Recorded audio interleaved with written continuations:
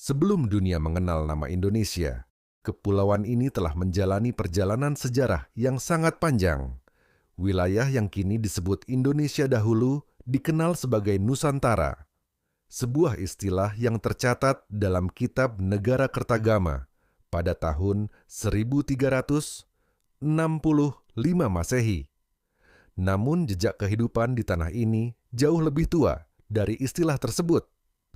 Sekitar 1,5 juta tahun lalu, manusia purba telah hidup di Pulau Jawa.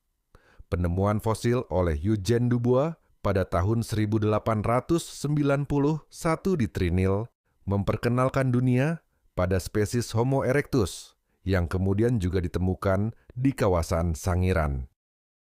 Situs ini kini diakui sebagai salah satu pusat penelitian manusia purba terpenting di dunia.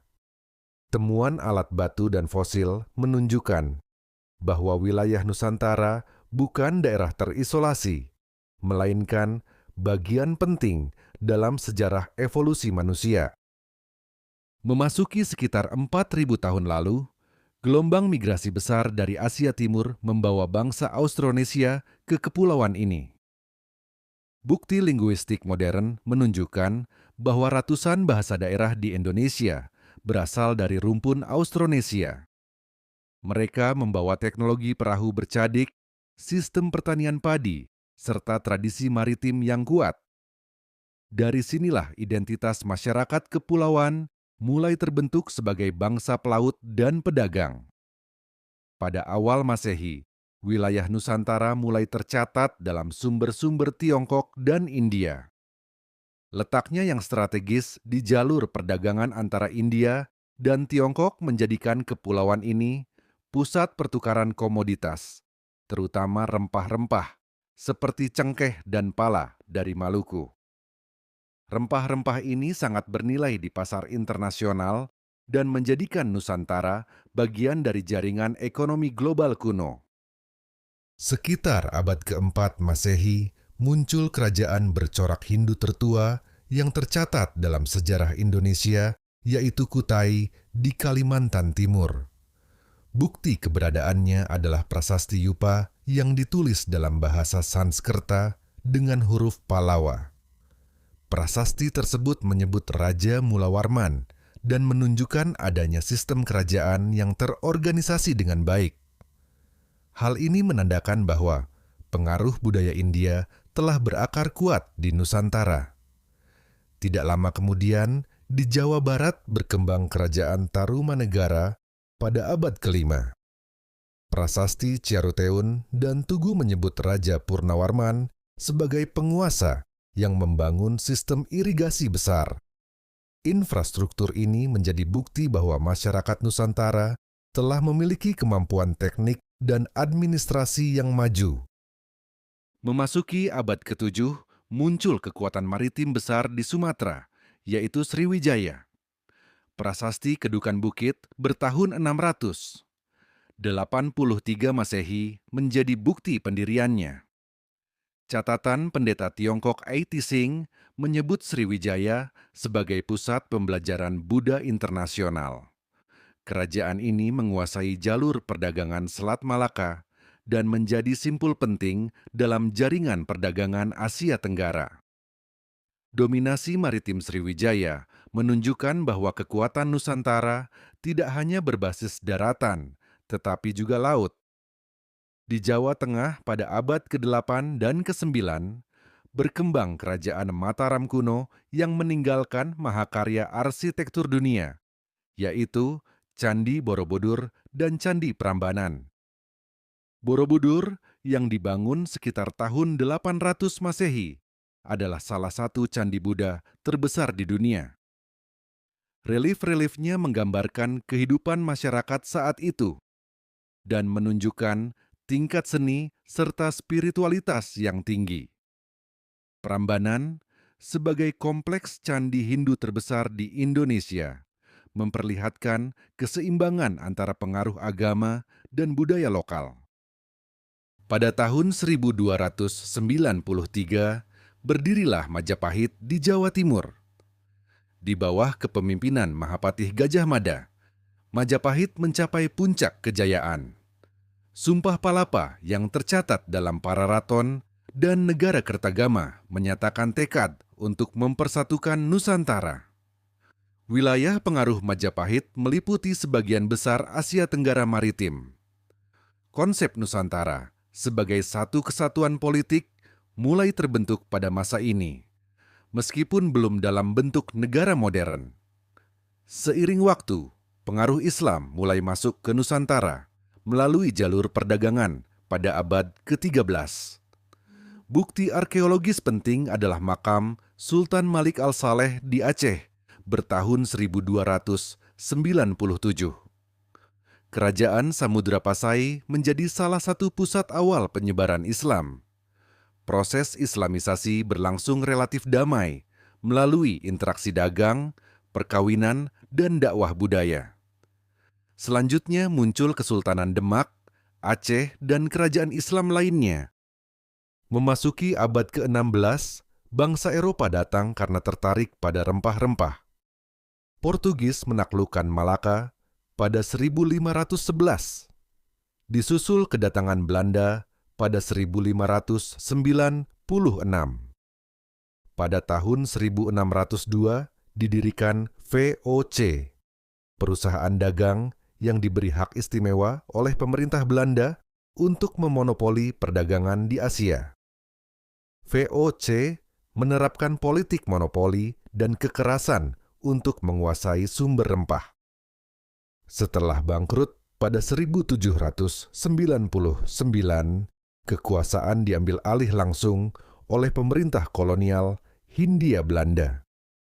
Tahun 1830 diberlakukan sistem tanam paksa atau kultuurstelsel. Rakyat dipaksa menanam komoditas ekspor seperti kopi dan tebu. Arsip kolonial Belanda mencatat keuntungan besar bagi negeri Belanda, sementara banyak daerah di Jawa mengalami kelaparan dan penderitaan. Perlawanan muncul di berbagai daerah, seperti Perang Diponegoro 1825 sampai 1830 dan Perang Aceh yang berlangsung puluhan tahun. Namun perjuangan masih bersifat regional. Kesadaran nasional baru muncul awal abad ke-20, ditandai dengan berdirinya organisasi modern seperti Budi Utomo tahun 1908. Pada 1928, Sumpah Pemuda menyatakan satu tanah air, satu bangsa, dan satu bahasa, Indonesia. Identitas kebangsaan akhirnya mengkristal.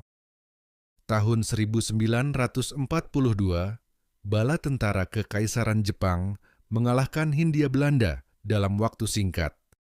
Pemerintah kolonial Belanda menyerah tanpa syarat di Kalijati, Subang, pada 8 Maret 1942. Sejak saat itu, Indonesia berada di bawah pendudukan militer Jepang. Pada awalnya, Jepang datang dengan propaganda sebagai saudara tua yang akan membebaskan Asia dari penjajahan Barat. Namun kenyataannya, masa pendudukan Jepang berlangsung keras. Rakyat dipaksa bekerja melalui sistem Romusha. Bahan pangan disita untuk kepentingan perang dan kebebasan dibatasi ketat. Meski demikian, situasi Perang Dunia yang semakin memanas justru membuka celah politik. Jepang mulai terdesak oleh sekutu sejak 1943. Satu persatu wilayah kekuasaannya di Pasifik jatuh. Untuk menarik simpati rakyat Indonesia, Jepang mulai memberi ruang bagi tokoh-tokoh nasional seperti Soekarno dan Muhammad Hatta tampil dalam organisasi resmi. Pada 7 September 1944, Perdana Menteri Jepang, Kuniaki Koiso, mengumumkan bahwa Hindia Timur akan diberi kemerdekaan di kemudian hari. Janji ini bukan semata-mata idealisme, melainkan strategi politik karena posisi Jepang semakin terdesak. Memasuki tahun 1945, situasi global berubah drastis. Pada 6 Agustus 1945, Amerika Serikat menjatuhkan bom atom di kota Hiroshima. Dan 3 hari kemudian, pada tanggal 9 Agustus 1945, bom atom kedua dijatuhkan di Nagasaki. Dampaknya sangat menghancurkan dan memukul kekuatan Jepang secara psikologis maupun militer. Pada 15 Agustus 1945, Kaisar Hirohito menyatakan Jepang menyerah tanpa syarat kepada sekutu. Secara hukum internasional, sejak saat itu Jepang tidak lagi memiliki kekuasaan politik yang sah di wilayah pendudukannya, termasuk Indonesia. Namun, terjadi kekosongan kekuasaan. Pasukan sekutu belum tiba sepenuhnya di Indonesia. Sementara Jepang diperintahkan untuk mempertahankan status quo hingga sekutu datang. Situasi inilah yang dimanfaatkan para pemimpin Indonesia. Golongan muda mendesak agar kemerdekaan diproklamasikan segera, tanpa menunggu persetujuan Jepang. Mereka khawatir jika menunggu terlalu lama, sekutu akan datang dan Belanda akan kembali berkuasa. Pada 16 Agustus 1945 terjadi peristiwa Rengas Dengklok, ketika Soekarno dan Hatta diamankan oleh golongan muda untuk mempercepat keputusan kemerdekaan.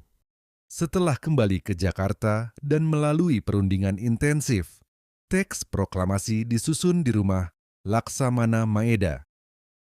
Pagi hari, tepatnya di tanggal 17 Agustus 1945, di Jalan Pegangsaan Timur 56 Jakarta, Soekarno membacakan teks proklamasi kemerdekaan didampingi Muhammad Hatta. Dengan peristiwa itu, Indonesia menyatakan diri sebagai negara merdeka. Namun perjuangan belum berakhir, karena Belanda berusaha kembali melalui Nicaa yang membonceng pasukan sekutu. Perang mempertahankan kemerdekaan pun berlangsung hingga akhirnya pada konferensi Meja Bundar di Den Haag tahun 1949, Belanda mengakui kedaulatan Republik Indonesia.